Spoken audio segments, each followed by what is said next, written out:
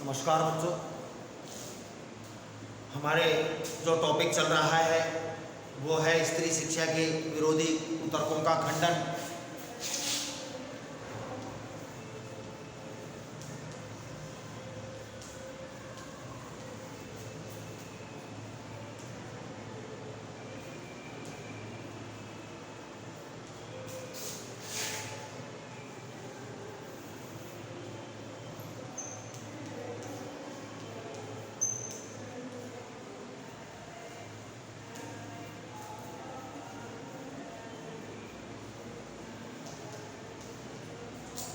इसमें थोड़ा अध्याय हम पढ़ चुके हैं बच्चों, थोड़ा बाकी है, जो आगे का है उसका हम अध्ययन करेंगे। पेज नंबर 56 पे लास्ट पैराग्राफ, पेज नंबर 56 पे लास्ट पैराग्राफ, स्त्रियों का किया हुआ अनर्थ यदि पढ़ाने का ही परिणाम है। लोग कहते हैं कि स्त्रियों को पढ़ाने से तो गलत काम होते हैं, स्त्रियां बिगड़ जाती हैं, घर की शांति को, समाज की शांति को नष्ट करती हैं। तो लेखक कह रहे हैं स्त्रियों का किया हुआ अनर्थ यदि पढ़ाने का ही परिणाम है तो पुरुषों का किया हुआ अनर्थ उनकी विद्या और शिक्षा का ही परिणाम समझना चाहिए। तो पुरुष जो गलत काम करते हैं, हत्या, अपहरण, बलात्कार, झूठ, पाखंड, ये भी सब काय का परिणाम समझना चाहिए, ये भी पढ़ने का शिक्षा का ही परिणाम समझना चाहिए। मतलब पुरुष गलत काम करे तो शिक्षा का परिणाम नहीं, और स्त्रियां यदि कोई गलत काम कर दें तो शिक्षा का परिणाम है। बम के गोले फेंकना, बम फेंकना, नर हत्या करना, लोगों की हत्या करना, डाके डालना, चोरियां करना, घूस लेना, रिश्वत लेना, ये सब पढ़ने लिखने का ही तो परिणाम हो, ये सब पढ़ने लिखने ही का परिणाम हो। यदि लोग हम माने कि साहब ये पढ़ने लिखने का परिणाम, तो सारे कॉलेज, स्कूल और पाठशालाएं बंद कर देनी चाहिए। यदि ये पढ़ने लिखने के परिणाम हैं तो सारे स्कूल कॉलेज बंद कर देने चाहिए। परंतु विक्षिप्तों, बात व्यथितों और ग्रस्तों के सिवा ऐसी दलील पेश करने वाले बहुत ही कम मिलेंगे। या तो कोई पागल होगा, विक्षिप्त होगा, वो ये बात कहेगा कि स्त्रियों को पढ़ाने से गलत परिणाम निकलते हैं, और या फिर बात व्यथित, जो बातों से दुखी हों वो लोग कहेंगे, और या फिर ग्रस्तों से, जो घर में दुखी हों वो लोग कहेंगे ये बात। इन तीन के अलावा कोई बात नहीं कहेगा कि स्त्रियों को पढ़ाने के परिणाम भयंकर होते हैं, घातक होते हैं। शकुंतला ने दुष्यंत को कटु वाक्य कहकर कौन सी है स्वाभाविकता दिखाई। मेरे बच्चों, यदि शकुंतला ने दुष्यंत को कड़वी बात कही तो कौन सा गलत कह दिया? उसे विवाह करके फिर मना कर रहा है कि मैं तो जानता ही नहीं। तुम क्या कहती? धन्यवाद देती उनको, राजा को, दुष्यंत को, कि तुमने बहुत बढ़िया किया, मैं गर्भवती हूं, मेरे पेट में तुम्हारा बच्चा है, फिर भी तुम्हारा कोई दोष नहीं है। धन्यवाद देती उसको, साधुवाद देती उसको। स्वाभाविक है, कड़वी बात कहनी थी, क्रोध आना था। क्या वह यह कहती, आर्यपुत्र शाबाश, बड़ा अच्छा काम किया जो मेरे साथ गांधर्व विवाह करके मुकर गए, ये थोड़े कहती। गुस्सा तो आना था ही। नीति, न्याय, सदाचार और धर्म की आप प्रत्यक्ष मूर्ति हैं। आप मेरे को बुला दिए, आप मेरे को आपने बुला दिया, आपको मेरी याद नहीं आ रही मैं कौन हूं? क्या आपको यह भी नहीं पता चल रहा है कि क्या आपने मुझसे विवाह किया था? कोई बात नहीं, आप तो नीति की, न्याय की, सदाचार की और धर्म की मूर्ति हो। आप में तो ये चारों गुण भरे हैं। पत्नी पर घोर से घोर अत्याचार करके जो है उससे ऐसी आशा रखते हैं, जो लोग पत्नी पर अत्याचार करते हैं और फिर भी पत्नी उनको अच्छा कहे, महान बताए, जो लोग ये आशा करते हैं कि उनकी पत्नी उनको अच्छा बताए, ये मनुष्य स्वभाव का किंचित भी ज्ञान नहीं है। पत्नी भी एक मशीन नहीं है बच्चों, एक स्त्री है, मानव है, उसमें भी जीवन है, प्राण है, निर्जीव नहीं है। पत्नी को प्रताड़ित करके, दुखी परेशान करके, पत्नी से कोई सम्मान की उम्मीद करे, पत्नी से इज्जत की उम्मीद करे, पत्नी उसको अच्छा माने, ये उम्मीद करना उस बेईमानी। सीता से अधिक साध्वी स्त्री नहीं सुनी गई। सीता से पतिव्रता स्त्री कोई नहीं थी आज तक। जिस कवि ने शकुंतला नाटक में अपमानित हुई शकुंतला से, जिस कवि ने, नाम तो मैं बता देता हूँ, कवि का नाम कालिदास है, कालिदास ने शकुंतला नाटक में, शकुंतला नहीं है मूल नाम, अभिज्ञान शाकुंतला में है,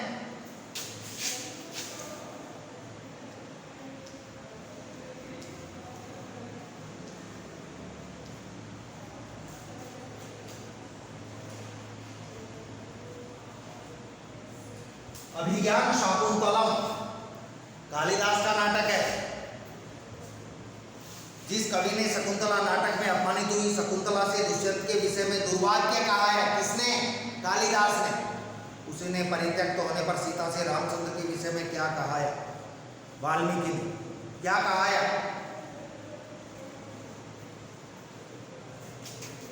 वाच्य है त्वया मद वचनात् स राजा वन्हो विशुद्धामति यत् सम अक्षम माम लोकवाद श्रवणादहासी श्रुतस्य तत्त्वं सदृशम पुलस्य।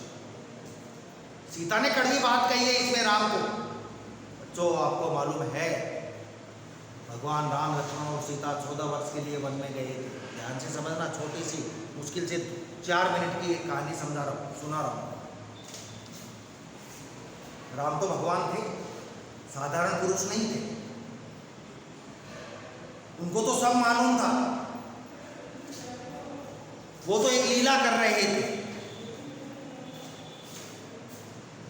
तो साहब ये तीनों जब 14 वर्ष के लिए वन में गए तो आपको मालूम है वन में सीता का हरण हुआ, फिर सीता को ढूंढा और पता चला कि रावण के महलों में, लंका में राम रावण का युद्ध हुआ। अब इसमें एक बात आती है, जैसे ही भगवान राम ने वन में प्रवेश किया, उनको मालूम था कि जंगल है, ये गहन जंगल है, घना जंगल है और यहाँ राक्षसों का कोई भरोसा नहीं है। तो जंगल में प्रवेश करते ही भगवान राम ने क्या किया? सीता को अग्नि में प्रवेश करवा दिया। असली सीता, असली सीता तो अग्नि में थी। अग्नि में इसलिए चली गई क्योंकि वो पतिव्रता थी। पतिव्रता नहीं होती तो शायद जली जाती।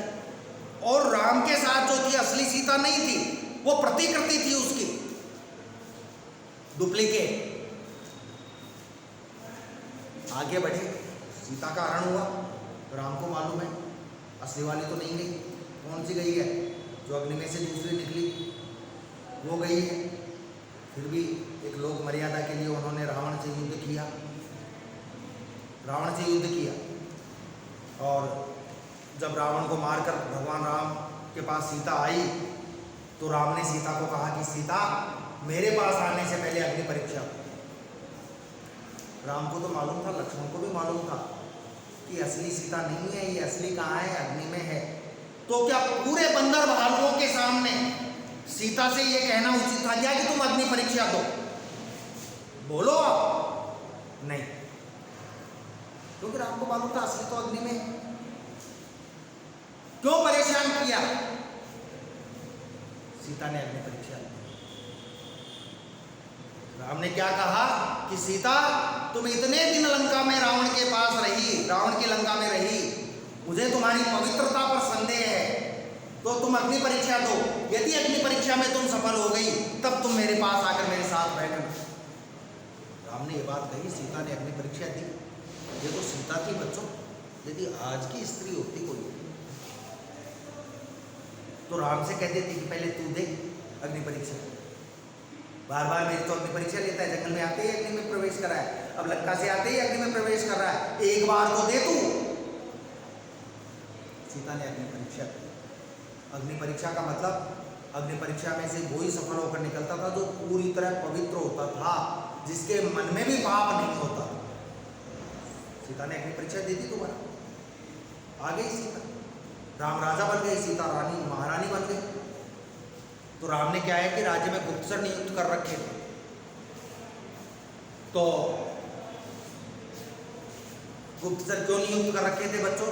ताकि राज्य में कोई अव्यवस्था हो, कोई प्रजा के बारे में प्रजा कुछ बात करे, वो राजा को पता चल जाए।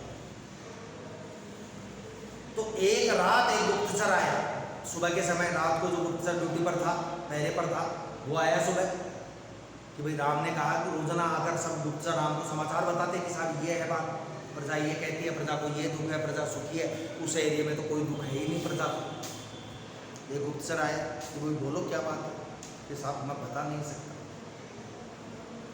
कि बात तो है कोई ना कोई, बता नहीं सकते, इसका मतलब बताओ क्या बात है। गुप्तचर से बोला नहीं गया, राम ने जब जोर दिया तो गुप्तचर बोला कि बोलो क्या बात है। कि साहब लोग महारानी सीता के बारे में गलत बात करते हैं। कि क्या गलत बात कर रहे हैं? कि साहब एक धोबी है, एक धोबी है, तो रात में जब मैं पहरे पर था तो धोबी और उसकी पत्नी धोबन में लड़ाई हो रही थी। भाई लड़ाई क्यों हो रही थी? कि वो धोबन है जो 4-5 रोज धोबी को बिना बताए कहीं चली गई थी किसी के साथ, वो अपने पीहर भी नहीं गई थी, वैसे ही किसी के साथ चली गई थी, और 4-5 रोज बाद जब आई तो धोबी ने उसको खूब तो पीटा, धोया खूब। अब वो धोबन कहती है कि मेरे को घर में रहने दो, धोबी कहता है कि नहीं रहने दो घर में, जहाँ गई थी वहीं चली जा। तब धोबन कहती है कि अरे मैं तो 4-5 दिन ही बाहर रही, सीता तो इतने दिन लंका में रही, फिर भी राम ने उसको रख लिया, तू कोई राम से बड़ा है क्या धोबी? तब धोबी ने कहा कि धोबन मैं राम नहीं, जो इतने दिन सीता के बाहर रहने पर भी मैं तुमको रख लूँ, सीता के बारे में ये बात। राम ने सुना तो सीता को त्यागने का निश्चय कर लिया कि भाई इसको छोड़ दूंगा, और लक्ष्मण को कह दिया कि तुम जाओ और इसको जंगल में छोड़ो। बच्चों ये बात भी किस समय, जब सीता गर्भवती थी, सीता के गर्भ में बच्चा था, उस समय राम ने ये कहा। ये तो पुरुष प्रधान समाज।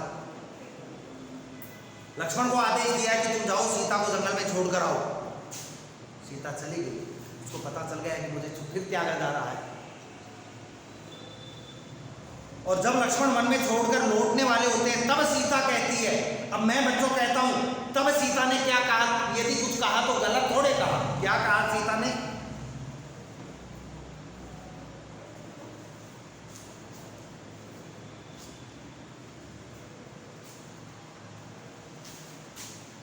क्योंकि सीता को छोड़ने कौन गए थे? लक्ष्मण। इसलिए लक्ष्मण को कह रही है वाचस्त्वया मद वचनात् सह राज्ञा, कि तुम मेरे वचन, हे लक्ष्मण तुम मेरी बात, मेरे वचन जाकर उस राजा से कह देना।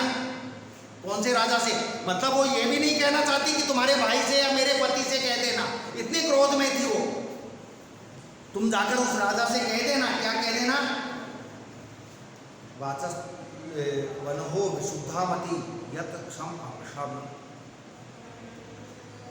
कि मैंने वन हो अग्नि में प्रवेश किया करके विशुद्धामति, बिल्कुल शुद्ध हो गई थी। मैं अग्नि परीक्षा दी थी लंका से लौटने के बाद, तो बिल्कुल शुद्ध हो गई थी अग्नि में प्रवेश करके। यत अक्षमय, तुम्हारी आंखों के सामने, तुम्हारी आंखों के सामने हे लक्ष्मण, तुम जाकर उस राजा से कह देना कि तुम्हारी आंखों के सामने मैंने अग्नि में प्रवेश करके अग्नि परीक्षा देकर मैं बिल्कुल शुद्ध हो गई थी। माम लोकवाद श्रावणाद भाषी, लेकिन लोगों के मुख से निकला हुआ लोकवाद, लोकापवाद, लोगों ने मेरी बुराई कर दी, उसको सुनकर ही श्रावणाद हासी, तुमने मेरे को त्यागने का निश्चय कर लिया, छोड़ दिया तुमने।